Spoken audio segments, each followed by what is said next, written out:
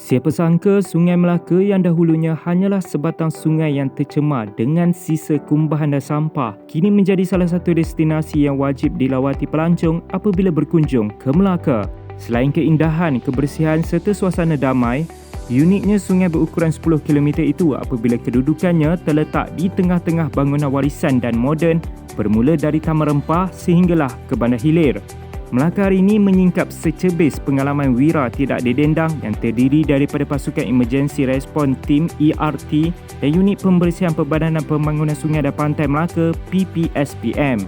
Mereka inilah insan yang bertanggungjawab memastikan Sungai Melaka sentiasa dalam keadaan selamat dan bersih tanpa mengira masa. Ketua Pasukan Emergency Response Team ERT PPSPM Syaril Abu 31 tahun mengakui antara pengalaman yang paling tidak boleh dilupakan sepanjang 11 tahun beriman apabila dia bersama pasukannya ditugaskan menangkap buaya tembaga di Sungai Melaka. Pengalaman yang luar biasa dalam ERT itu kami pergi tangkap buaya. Okey, pada satu hari tu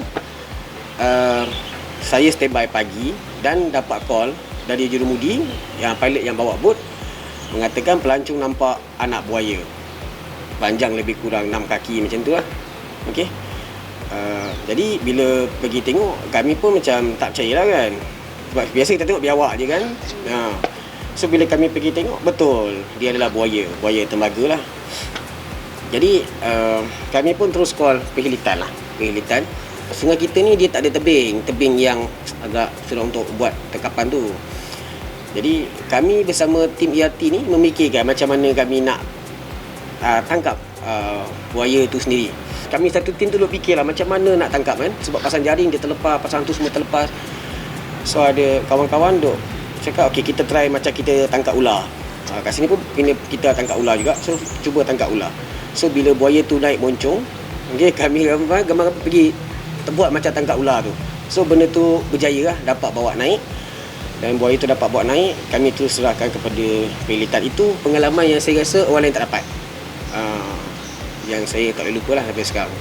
Turut berkongsi cerita pekerja am unit pembersihan Sungai Melaka PPSPM Ahmad Fitri Abdullah 27 tahun yang ditugaskan untuk mengutip sampah sekaligus mengekalkan kebersihan Sungai Melaka. Menurut bapa dua anak itu, dia juga pernah berdepan situasi cemas apabila bot pembersihan yang dinaiki hampir karam. Situasi gentingnya apabila bot pembersihan ni dia biasanya kalau kita mengutip sampah ni, kita ikut level para air. Dan kalau waktu air rendah, kadang kita tak perasan di belah-belah tepi ni semua. Kalau di tepi-tepi sungai ni, di tebing ni, kalau awak perhatikan semuanya ada piling.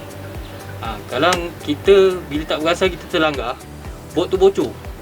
Dan ada satu kali tu bot ni nak karam. Dan apabila air dah penuh di belakang, kita terpaksa ambil jalan inisiatif sendirilah. Kita ambil kain ke apa, kita tutup kalau lubang yang bocor tu. Sementara kita nak tunggu rescue team datang untuk tolong untuk towing bot ni bawa balik ke pekalan. Ujarnya lagi antara sampah yang luar biasa ditemuinya ialah tilam bersaiz besar yang dibuang ke dalam Sungai Melaka. Malah dia juga kerap menjumpai kondom yang telah digunakan dibuang ke sungai tersebut. Kalau sebiasa yang saya pernah jumpa paling banyak kondom. Lepas tu dia sampah ni dia bukan kira sampah sisa makanan. Dia bermacam-macam sampah. Macam kalau boleh tengok kat bot ni ada kita kutip kayu. Kadang ada tilam. Macam tilam tu kita tak pasti lah. Kalau contohnya, kalau kita satu ship tu kadang 3 orang, kita tak pasti membantu yang lain.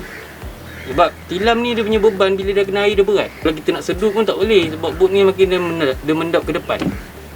Mengakhiri perbualan, Fitri juga pernah mengalami pengalaman mistik ketika hendak membuang hasil sampah yang dipungut ke dalam tong roro yang disediakan di Jambatan Panglima Awam pada malam sebelum pelaksanaan Perintah Kawalan Pergerakan PKP. Itu malam lah. Dia biasanya di Jabatan Pasar tu lah. Itulah pengalaman dia. Pengalamannya kalau lalu situ biasanya jabatan tu kalau ikutkan sejarah lah tempat tentera Jepun memancung kepala yang waktu dia menjajah Melaka kan. Itu lagi lokasi hotspot yang paling keras lah. ketika kita hendak membuang sampah di Jabatan Parlimen Awang, di kawasan Tororo disediakan. Situ biasanya kalau hotspot, kalau kita pergi buang malam, kita kadang jatuh sendiri dalam air, ada benda menolak. Itu biasa hotspot dia lah.